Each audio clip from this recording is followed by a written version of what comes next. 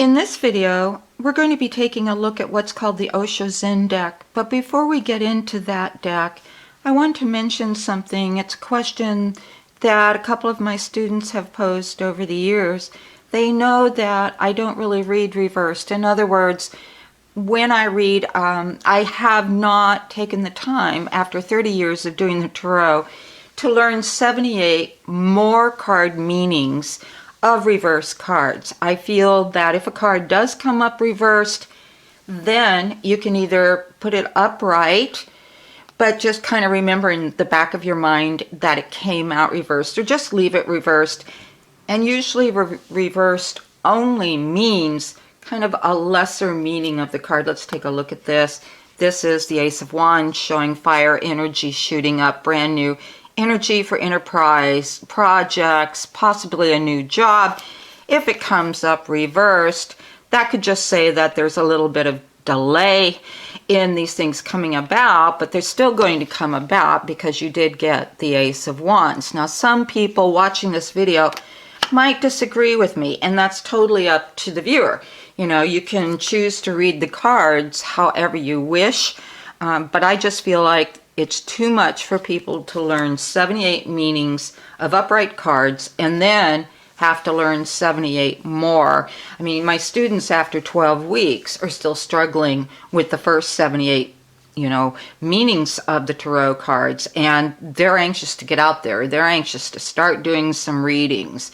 So it would be a pretty daunting thing for them to have to learn 78 cards, additionally. And I also say, if you ever do a reading for someone, don't pull out the book. There's nothing that looks more amateurish, or even if you're reading for friends, you wait until at least you know the basic meanings of the cards before you do a reading for someone, because pulling out a book and reading the meaning of it, or let's say you have an oracle deck and you get a particular card, number 54, and you pull out, the book, and then you open to 54 and you read them the meaning of that particular card. It's just really poor. Now, if you're just playing around with a friend, or even family members, then it's okay to do that. Absolutely. But once you start becoming more professional, you're never going to want to pull out a book, or even if you can't remember the meaning of a card, then you move on to the next card, and it'll eventually come to you, and you will get psychic information from the card, because the cards do have pictures on them, and the symbols in the picture will give you a lot of information if you just forgot the meaning of the card and you feel stuck. But again, please don't ever pull out a book and start reading in front of someone. So having said all that, I'm going to place these aside, and then we're going to take a look at the Osho Zen. Oh, one other thing I wanted to mention that's come up. A couple of students have asked me, well, if I'm doing a reading for someone and they don't want to choose reverse cards, can they know if the cards are reversed if they're sitting out on the table, and choose certain cards that are not reversed to make sure they don't get any reverse cards? Well, as you can see, if you spread out, for example, this Osho Zen deck, people aren't really able to see anything anyway. And if you're cutting, and dealing from the top of the deck, you're only going to see one card. So I don't think that that's an issue, but the universal weight that I like to use has a very neutral back on it. There's really no set pattern except for the stars. And then the same with the gilded deck. Either way, the back looks the same. So I really don't believe that's going to be an issue for you. Now, I've gone ahead and I've shuffled these, and I've already cut them. But instead of putting out like a Celtic cross and an abbreviated Celtic cross, my question is going to be for the Osho Zen, what is my first few weeks going to be like when I get to my new destination? To tell you the truth, guys, I haven't done any readings on any of this yet, and my move is only 2 weeks away. So let's take a look at it. We got this weird looking thing called participation. We've got celebration, transformation, and then we've got possibilities reversed, existence reversed, maturity reversed, guidance. We have a lot of reverse cards in this particular layout. Now, what I wanted to do with the Osho Zen and tell you is that the Osho Zen was created as a traditional 78 card deck, and it comes with this big book, and it's very beautifully done. But for the life of me, trying to figure out what card was which, the reds, the blues, right here we have a very pretty little write down in the number, a rainbow. And then what does that mean? Does that mean these are major cards? What does that mean? Well, right here, I can tell the transformation, that's the death card. So that's a heck of a lot better than you see in some of the other decks. It's a lot more encouraging. And that's what the death card means, actually. It means transformation. It means the ending of something and moving into the higher level of something else. And then you have the 3 in Roman numerals, which is number 13, the card of death in the Rider-Waite. But this is more palatable. Okay, so what I did was I decided to read the Osho Zen as an oracle deck. And for me, I can look at the word, but I kind of let myself move into the cards and let the cards speak to me and give me psychic information that just goes with doing a reading, whether you know it or not. You don't have to be psychic. Like some people will blog to read cards, but you're going to be psychic whether you want to or not, because it's just part of the territory.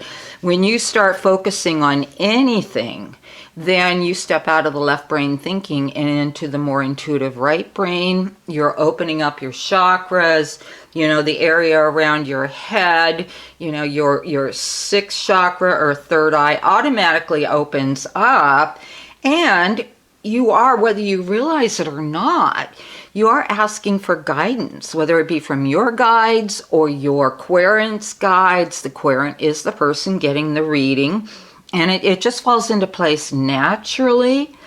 So what I say about using the Osho Zen is read it as an oracle deck, just like an angel card deck or one of the other kinds of oracle decks, except that it's 78 cards, so you've got a lot of cards to choose from.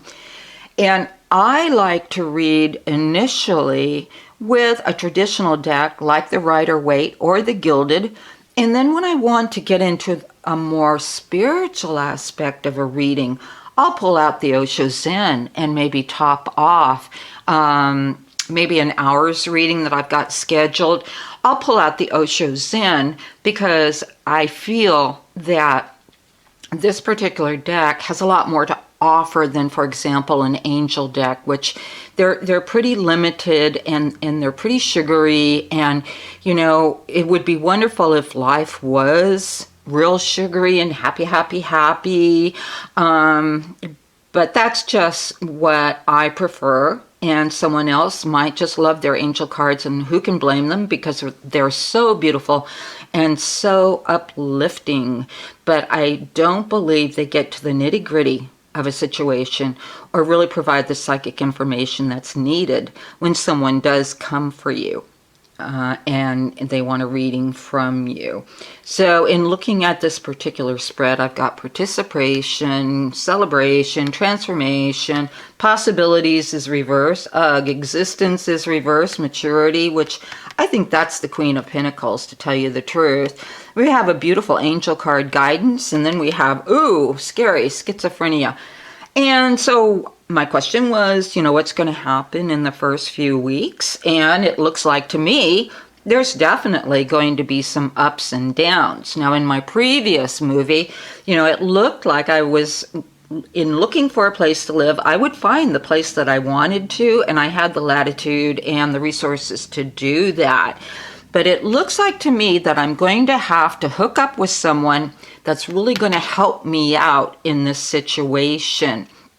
And then, we might even meet for lunch here, and might be another female, and I might even be introduced to a group of people that are going to help me out somehow. And it does look feminine oriented.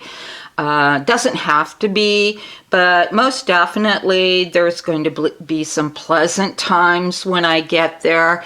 And then I'm going to have to get down to work. Here's the transformation. So the first few days I might even be meeting up with friends and having a reunion and celebrating with them being back. And then I have to get down to business. And then I may hit a little roadblock. Here are the possibilities. Is reversed. So should I look at that and gasp and get all upset about it? Absolutely not. It's just telling me that I might hit some walls, or I might go in one or two directions, and then I find that I can't pursue them, and so that might make me upset, and I might even feel like, oh my goodness, am I backed up against a wall? Am I in trouble here? Was my previous card reading wrong? Is it that I'm not going to find the place I'm looking for or be able to live in the area that I want to? I'm not going to look at it that way. I'm just going to remember that, okay, I might run into some glitches. I might run into some roadblocks. But if anybody knows me, I'm not going to let that stand in my way. I'm going to continue on. Although at one point, I might feel like I'm being stretched too thin. I might feel like in one situation, and I think I know what this has to do with, stretching myself too thin financially, or really wanting to be in one place that is maybe not the best for me overall in the big picture. So even though it says schizophrenia, I don't have to act like a schizophrenic, but I can be aware of the fact that I might possibly get myself in a little bit of a bind if I don't look out. And this is kind of scary looking, because this figure is way above the clouds, way high up, and really, kind of perched on the past and then the future, unable to move. So I am going to put that in my journal and really make note of that and see how that plays out for me. And then maybe I'm not listening to my own guidance. Maybe I get into my own wants and, I just proceed forward anyway, which I've been known to do. Guidance, maturity, and existence. I think what this is telling me is that, I really just need to not dwell on it, to let spirit take care of everything. Because if I get too set in a particular idea or a place that I want to be, or look for some places to do some intensives and training, and I can't find it, that this is something I shouldn't, let it hold me back, or even tell me that, hey, I've gone through all of this for nothing. I made a mistake leaving where I was. I could get into some negative thinking. So I'm just going to turn these around, and someone might not agree with that. But I've already notated the energy, so I know it's there. I can't pretend that the cards didn't come up that way. But I am now affirming that I'm going to listen to my guidance and, know that my angels are with me and helping me. My guides are with me and helping me. That, I can look at this situation and detach myself from it and do it in such a way that I am totally objective and make the right decisions. And then I see myself, maybe I was go, go, go all the time, and I was neglecting my meditations and, being in that quiet space and realizing that, spirit's in charge, I'm not. And then remind myself to get back in there and realize that, I am, the eternal self, that, whatever happens, it may not be forever. And actually, this gives me a lot of comfort because, I can and think of it as nothing, like I said, nothing's forever, and I can just open up to the possibilities of the universe because perhaps there's a place for me, and there's some things I'm going to be doing that I have absolutely no idea of yet. They're not on my radar screen. So this is just a little mini example of reading with the Osho Zen, and perhaps putting even a spiritual aspect on a question that's been asked. Sometimes my clients will say, Carol, is there a spiritual message for me here today? So we're going to put these up right. And the spiritual message, I might put out 3 cards. You can see how old these are. They've been around a long time. The spiritual message here is if someone's worried about their abundance and, how they think about things and how they integrate, past, present, and future in their lives, the consciousness is pure consciousness, and thoughts are not things.